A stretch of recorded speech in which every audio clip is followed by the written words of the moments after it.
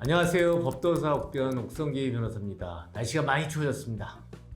안녕하십니까 변호사님. 예, 변호사님, 제가 이번 시간에는 인과관계에 대해서 좀 여쭤보려고 하는데 네, 제가 좀 특이한 사례를 찾았어요. 네. 폭행 후에 이제 병원을 갔는데 병원에서 수술을 지연을 해서 사망을 했다면 이건 누구의 잘못인가, 이런 좀 사례가 있었는데 그거 한번 설명해 주시겠습니까? 1차 폭행, 그 다음에 병원의 2차 수술 지연, 그 다음에 피해자의 사망과의 관계에 있어서 인과관계가 있냐 이제 문제가 될 수가 있는데, 이 경우에는 이제 대법원 판례가 있습니다. 아예 피해자의 복부를 한번 때렸는데 결과적으로 수술이 지연이 되면서 복막염으로 사망에 이르는 경우에 과연 이 폭행을 한 피고인이 폭행지사가 되느냐, 대법원 판례는 이를 인정합니다. 그래서 그 사이에 수술 지연이 사망의 원인이 되었다 하더라도 그 직접적 원인을 제공한 폭행에 대해서 사망을 인정해서 폭행치사로 처벌한 사례가 있습니다. 그리고 이러한 폭행치사 같은 것들을 이제 형법적으로는 결과적 가중법이라고 합니다. 그래서 그 본인이 생각한 거와 다르게 본인은 사람 배를 때리는 거로만 했는데 사람의 그 사망까지는 이르게 하지 못했다. 그래서 나는 억울하다. 이렇게 하더라도 이 경우에 이제 그 결과적 가중법, 폭행치사로 처벌하게 되고, 이와 비슷한 유사 사례는 뭐 강간을 하려다가 사람이 사망한 게 강간치사가 되고요. 사람을 이제 상해를 가해서 또 사망에 이른 경우는 상해치사가 되는 것입니다.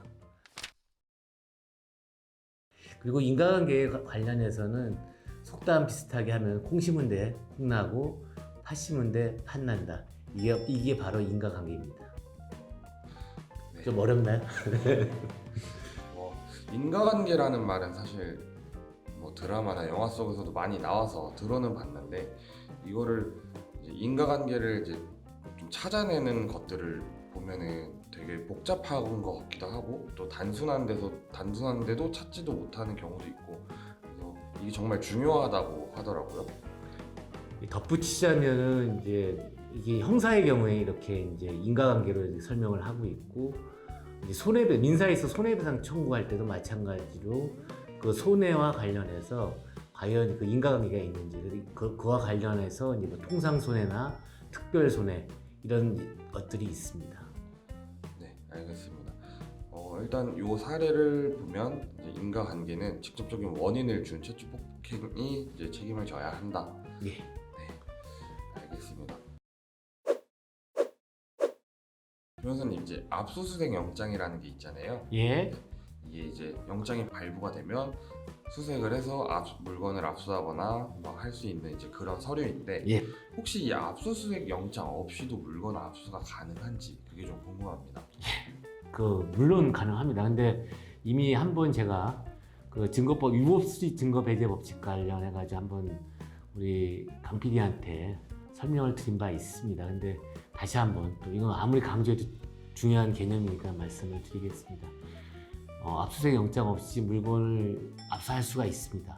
그 경우는 예외적인데 뭐냐면은 피의자가 현행범으로 체포가 됩니다. 예컨대 뭐 대마초를 팔고 있는데 바로 현행범으로 체포된 경우에, 아니면 또 긴급 체포된 경우, 그 48시간이 지나기 전까지 사후영장으로, 물론 압수수색 영장을 발부받아야 되는데 그때 본인 그 자동차, 그 소지하고 있는 핸드폰 등을 압수할 수 있습니다. 그래서 이제 이런 경우에 보통 그 긴급 체포하면서나 현행범 체포하면서 만약에 사람이 차에 운전하고 있는 사람을 잡았는 경우에는 비자금 같은 것도, 개인 비자금도 보통 차에 많이 숨기는데 뭐 비밀 장부니 이런 것들조차도 차에 숨기는 경우가 많거든요. 그래서 이제 그러한 증거들을 한 다음에 반드시 48시간 내에 사후 압수수색 영장을 해가지고 그 물건에 대해서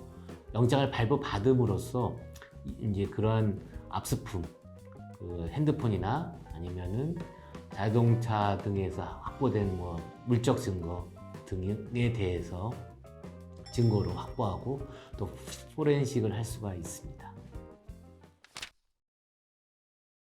이 압수수색 영장 없이 물건이 압수가 가능한지를 여쭤보고 변호사님께서 위법 소집 증거 능력을 말씀하셨을 때 하면서 또 이렇게 기억이 떠올랐는데 네, 다행입니다. 네.